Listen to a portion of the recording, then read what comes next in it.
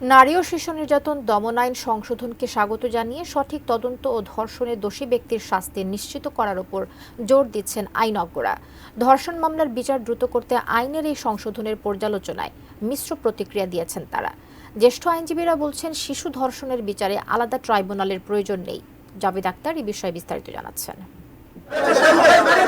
সম্প্রতি মাগুরায় বোনের বাড়ি বেড়াতে গিয়ে ধর্ষণের শিকার হয়ে প্রাণ হারায় ৮ বছরের আসিয়া। কাছাকাছি সময়ে ধর্ষণ ও নারী নির্যাতনের আরও কয়েকটি ঘটনায় ব্যাপক তোলপাড় হয় সারা দেশ। শিশু ধর্ষণের মামলার বিচার করার জন্য বিশেষ ট্রাইব্যুনাল স্থাপনের বিধান রাখা হয়েছে। বৃহস্পতিবার সরকারের উপদেষ্টা পরিষদ নারী ও শিশু নির্যাতন দমন আইনের সংশোধনীর অধ্যাদেশের চূড়ান্ত অনুমোদন দেয়। এতে ধর্ষণের সংজ্ঞায় পরিবর্তন এনে বলাৎকারকেও অন্তর্ভুক্ত করা হয়েছে। টপার ননস্টিক কুকারে 5 স্তরের ইউরোপিয়ান স্ট্যান্ডার্ড কোটিং থাকায় খাবার লেগে যায় না।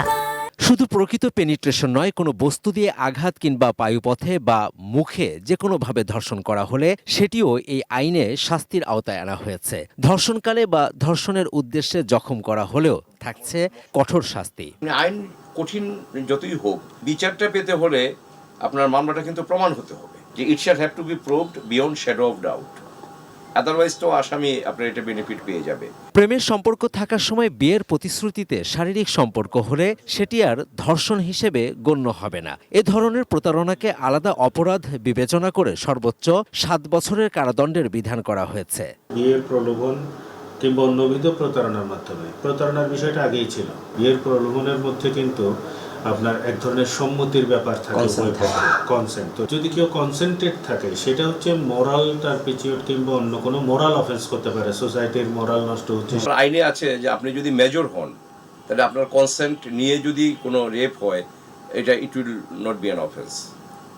আর যদি আপনি 16-র নিচে আপনার বয়স হয়, সেক্ষেত্রে আপনি কনসেন্ট দিলেও সেটা কনসেন্ট হবে না। একটা রিলেশনশিপের মধ্যে নানান বিষয় হতে পারে, সেটাকে নিয়ে এখন এই আইনের ফাঁদে ফেলে নানান ধরনের মামলার সংখ্যা বাড়তে থাকবে। ওনারা ধর্ষণ না বলে বলছেন হচ্ছে, টার্মটা ইউজ করেছেন যে যৌন কর্ম করেন। তো যৌন কর্ম করার জন্য তো আপনার 7 বছরের সাজা কি কারণে? আইন সংশোধনের ফলে ধর্ষণ মামলার তদন্তে সময় কমবে, আর শিশু ধর্ষণের বিচার করতে বিশেষ ট্রাইব্যুনাল স্থাপনের বিধানও থাকছে সংশোধিত অধ্যাদেশে। আমাদের নারী শিশু ট্রাইব্যুনালগুলোতেই তো বিচারকের ঘাটতি দীর্ঘদিন ধরে।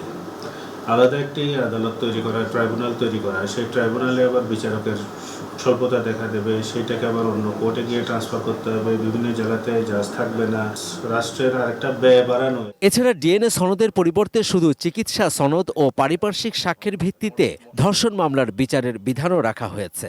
ডিএনএ টেস্ট যদি না করে, তাইলে আপনার সরকারি হাসপাতালে তার পরীক্ষাটা অভিজ্ঞতা সম্পন্ন একজন ডাক্তার, যিনি এই ফরেনসিক মেডিসিনে যার অভিজ্ঞতা আছে, এরকম ডাক্তার দিয়ে করাতে হবে। Javed Akhtar, ATN news, Dhaka.